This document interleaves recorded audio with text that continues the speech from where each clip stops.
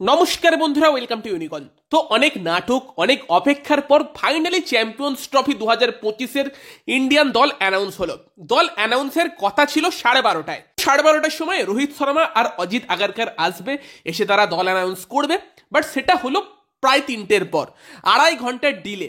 এবার যখন এতক্ষণ ডিলে চলছে, যে মিটিং হয়েই যাচ্ছে, সেখানেই তখন প্রশ্ন জাগে যে তাহলে কি স্কোয়াডে কোনো চমক আসতে চলেছে, কোন বিষয় নিয়ে আলোচনা চলছে।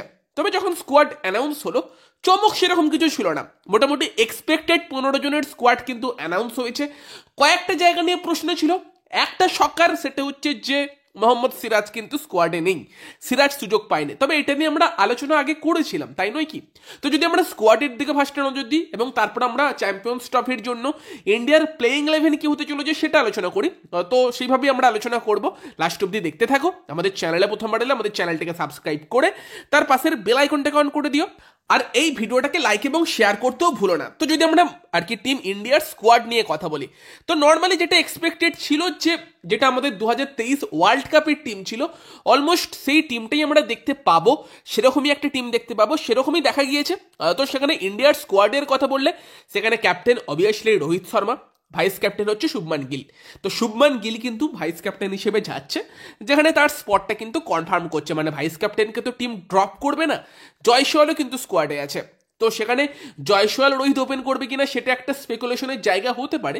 বাট শুভমান গিল যখন ভাইস ক্যাপ্টেন, সেখানে ধরে নেওয়াই যায় শুভমান গিলকেই কিন্তু টিম ইন্ডিয়া ওপেন করাবে।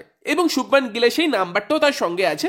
হোয়াইট বলে শুভমান গিলেরও যথেষ্ট ভালো নাম্বারস ওডিআইতে আছে। তো সেখানে Rohit captain, Shubman Gill vice captain, এবং তার সঙ্গে সঙ্গে as a backup opener Yashasvi Jaiswal. Then middle order ব্যাটসম্যানদের কথা বললে সেখানে বিরাট কোহলি, শ্রেয়াস আইয়ার আছে, এবং তারই সঙ্গে wicket keeper middle order batsman হিসেবে কেএল রাহুল এবং ঋষভ পন্থ কিন্তু সিলেক্ট হয়েছে। দেন অলরাউন্ডারদের কথা বললে সেখানে ফাস্ট বোলিং অলরাউন্ডার হিসেবে হার্দিক পান্ডিয়া আছে।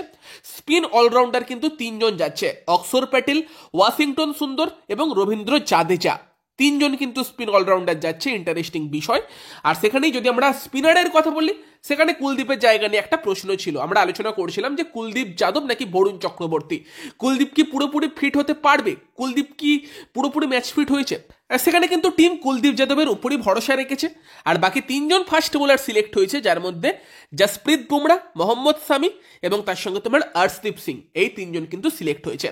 এখানে ইন্টারেস্টিং বিষয় হচ্ছে যে এই স্কোয়াডে কিন্তু মোহাম্মদ সিরাজ নেই। এবার ইংল্যান্ডের সঙ্গে যে ইন্ডিয়া 3টে ম্যাচের ওডিআই সিরিজ খেলবে, সেই নিয়ে অনেক রিপোর্টস ছিল। রোহিত হয়তো খেলবে না, কোহলি হয়তো খেলবে না, বাট সবাই খেলবে, এই পুরো স্কোয়াডটাই খেলবে। শুধুমাত্র বুমরার জায়গা নিয়ে কিন্তু ইংল্যান্ড সিরিজে সংশয় আছে।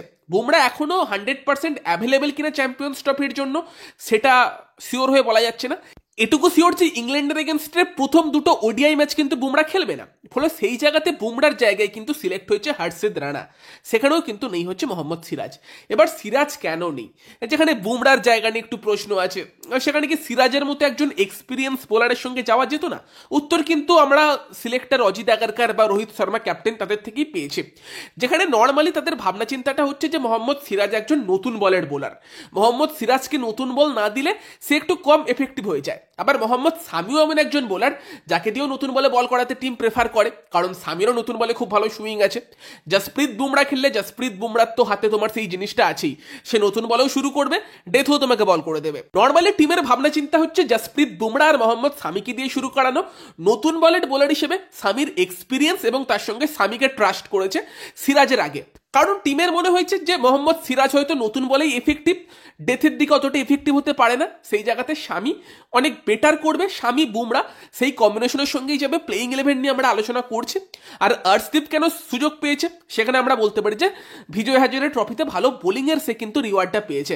দারুণ বোলিং করেছে বিজয় হাজারে ট্রফিতে, দারুণ ব্যাটিং করে করুণ নায়ার হয়তো সিলেক্ট হতে পারেনি, বাট ভালো বোলিং করে আর্শদীপ সিলেক্ট হয়েছে। এবং তারই সঙ্গে সঙ্গে বাঁহাতি বোলারের যে অ্যাঙ্গেলটা, সেটা অনেক সময় কাজে আসে। তো সেটা একটা ফ্যাক্টর। এবং আমাদের প্রবাবেল চ্যাম্পিয়ন্স ট্রফির যে স্কোয়াডের ভিডিওটা ছিল, সেখানেও আমরা আলোচনা করেছিলাম। আমি বলেছিলাম যে আমার মনে হয় যদি বুমরা ফিট না থাকে, সেখানে আর্শদীপ এবং মোহাম্মদ সামি ভালো কম্বিনেশন হবে, কারণ অর্শদীপ সিং এমন একটা বোলার যে বুমরার মতো নতুন বলে বল করতে পারে, ডেথও বল করতে পারে। এটা আমি তখন আমার মতামত দিয়েছিলাম। রোহিত শর্মা আজকে সেমি কথা বললো যে যদি বুমরা লাস্ট অব্দি অ্যাভেলেবেল না থাকে, সেখানে আমরা এমন একজন বোলারকে চেয়েছিলাম যে ডেথে এবং নতুন বলে সেই এফেক্টিভনেসটা দেবে, যেখানে আমরা অর্শদীপকে চুজ করেছি। সেটাই হচ্ছে ফ্যাক্টর। সেই কারণেই তোমার সিরাজ যায়নি টিমে। যদি আর একটা এক্সট্রা পেসার যেত, যদি একটা স্পিন অলরাউন্ডার না গিয়ে, সেখানে হয়তো সিরাজ জায়গা পেতে পারতো, বা ইংল্যান্ড সিরিজেও হটসিটের আগে সিরাজ জায়গা পেতে পারতো, বাট টিম সেখানে তাকে ট্রাস্ট করেনি। হটসিটের উপর ট্রাস্ট করেছে ইংল্যান্ড সিরিজে, এবং সেখানে কিন্তু মোহাম্মদ সামি, অর্শদীপ এবং জাসপ্রীত বুমরা তারা কিন্তু চ্যাম্পিয়ন্স ট্রফির স্কোয়াডে সিলেক্ট হয়েছে। বাকি এই হচ্ছে টিম। এবার আমরা যদি বেস্ট 11 বানাই, কেন বলছিলাম যে টিম ইন্ডিয়া হয়তো ওয়ার্ল্ড কাপের মতো তিনটে প্রপার ফাস্ট বোলার যেখানে সিরাজ, সামি এবং বুমরা খেলছিল, সেটা হয়তো তোমার এই চ্যাম্পিয়ন্স ট্রফিতে আমরা দেখতে পাবো না। মানে সেখানে অর্শদীপ, বুমরা এবং শামি তিনজন একসাথে খেলবে, বুমরা ফিট থাকলেও সেটা হয়তো হবে না। তার কারণ হচ্ছে যে এই চ্যাম্পিয়ন্স ট্রফিটা হতে চলেছে তোমার দুবাইয়ে। ইন্ডিয়াতে সব ম্যাচগুলো দুবাইয়ে খেলবে। এমনিতেই তোমার দুবাইয়ের উইকেট কিন্তু স্লো হয়, মানে স্পিনারদের জন্য সাহায্য থাকে।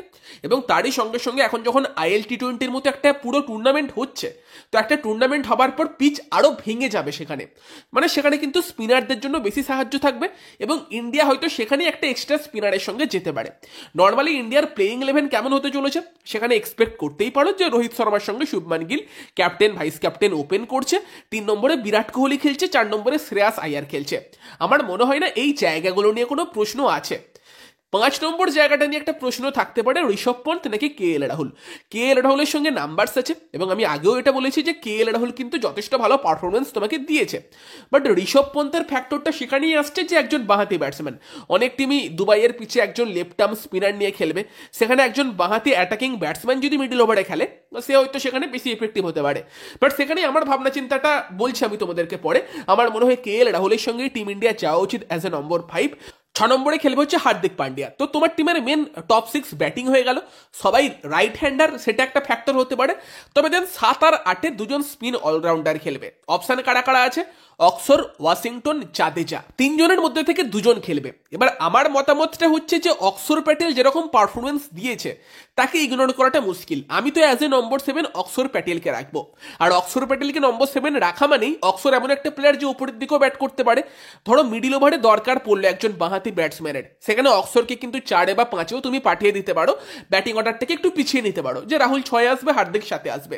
ফলে তুমি মিডিল ওভারে সেই লেফট হ্যান্ডারের অপশানটা পেয়ে যাচ্ছ।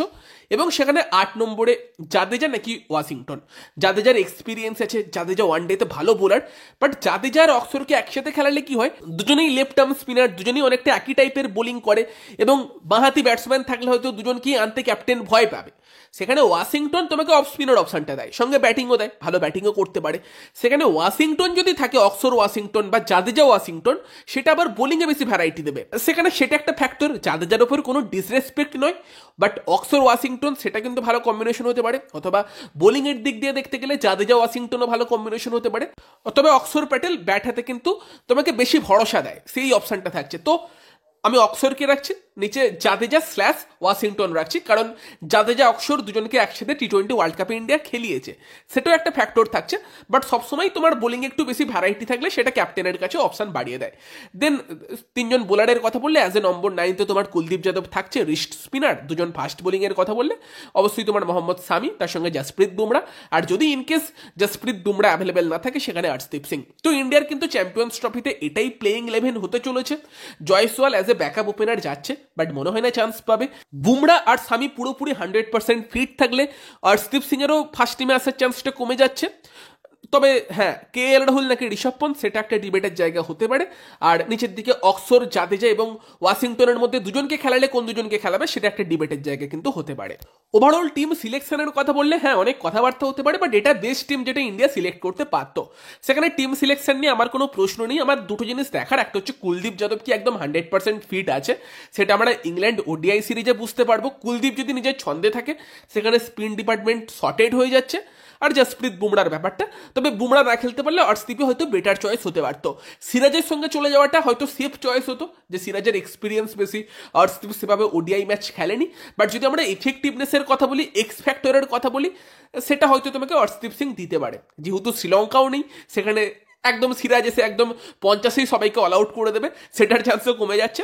তো আমি তো হ্যাপি এই টিম সিলেকশন নিয়ে, এবং এটা আলোচনাও আমরা করেছিলাম যে এরকমই টিম সিলেকশন হতে পারে, সেগুলো মিলে গেছে। বাকি প্লেইং 11 আমি যে দিলাম এটাই হতে চলেছে, মানে জসপ্রীত বুমরা যদি ফিট থাকে তোমরা এক্সপেক্ট করতে পারো যে এই প্লেইং 11 নিয়ে টিম ইন্ডিয়া নামবে। তোমার অক্সর, ওয়াশিংটন নাকি জাদেজা, এই তিনজনের মধ্যে কোন দুজন খেলবে সেটাই একটা দেখার বিষয় থাকবে। বাকি আমার মনে হয় না সেরকম কোনো ব্যাপার থাকছে, কারণ KL রাহুল যা করেছে আমার মনে হয় তারই সুযোগ পাওয়া উচিত ঋষভ পন্থের আগে। বাকি তোমাদের মতামত জানিয়ে দিও, ভিডিওটা ভালো লাগলে ভিডিওটাকে লাইক করে দিও, শেয়ার করে দিও, আমাদের চ্যানেলে প্রথমবার এলে আমাদের চ্যানেলটিকে সাবস্ক্রাইব করে তার পাশের বেল আইকনটা অন করে দিও। তো চলো গাইস, এই ভিডিওতে এই পর্যন্তই, বাই বাই।